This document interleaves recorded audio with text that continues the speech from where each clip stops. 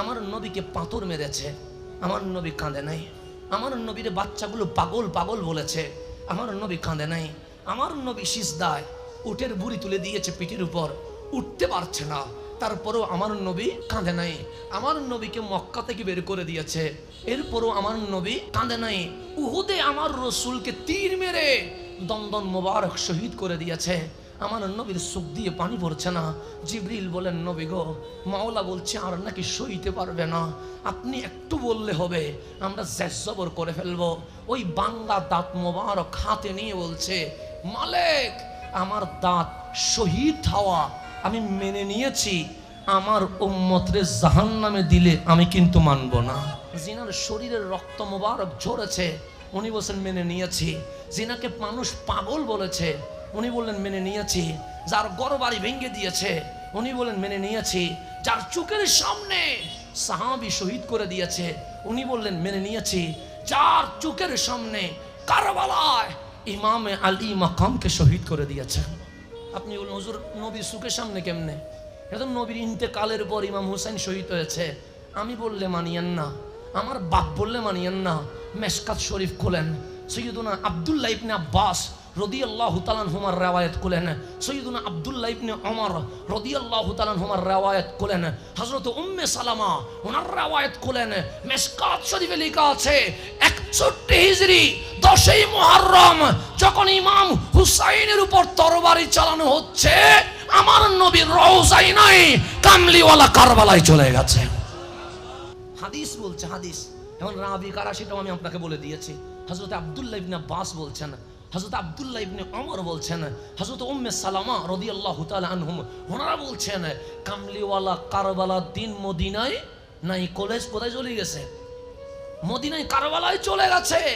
উম্মে সালমা বলছে, আমি স্বপ্নে দেখতেছি রসুলে পাকের দাড়ি মোবারক রক্তে মাটিতে কি হয়ে গেছে, ধুলাবালিতে আবৃত হয়ে আছে। আমি বললাম, ইয়া রাসূলুল্লাহ, অপরিচিত জায়গা, ওখানে আপনার চুল দাড়িতে রক্ত মেখে আছে কেন?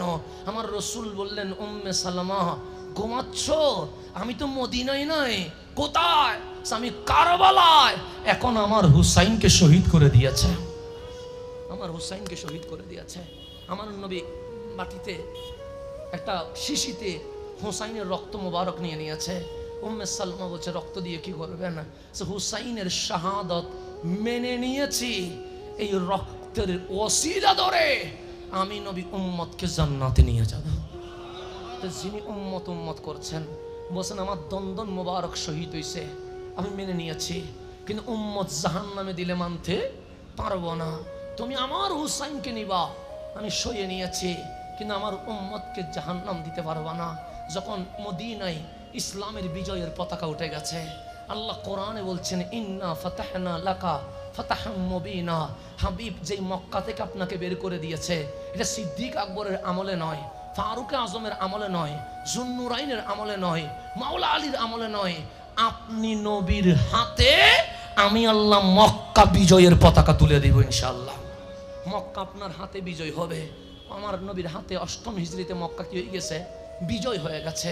এখন মদিনার রাস্তায় রাস্তায়ও আজান, মক্কার রাস্তায় রাস্তায়ও আজান। বিশ্বের মন্ত্রী, এমপি, ব্যারিস্টার দলে দলে কামলিওয়ালার কদমে।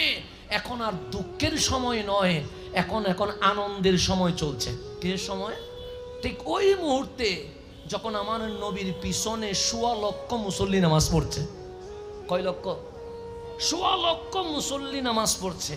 তখন কি কান্নার সময় না আনন্দের সময়?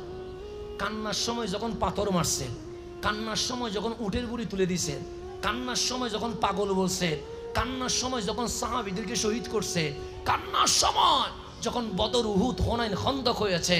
কিন্তু এখন আর যুদ্ধের কোনো দরকার, এখন বিজয়ের পতাকা ফতফত করে উঠছে। হঠাৎ দুপুর বেলা আমার নবী দৌড় দিলেন ঘর থেকে।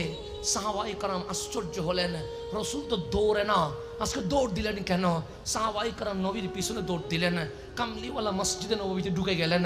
এমনিতে ঢুকলে হয়তো মিম্বরে বসেন, না হয় জাইনামাজে দাঁড়ান, কিন্তু আজ জাইনামাজেও দাঁড়ায় নাই, মিম্বরে উঠে নাই, মসজিদে নববীর মাঝখানে দাফ করে বসে আমার নবী বাচ্চার মতো চোখের পানি ছেড়ে দিয়েছে।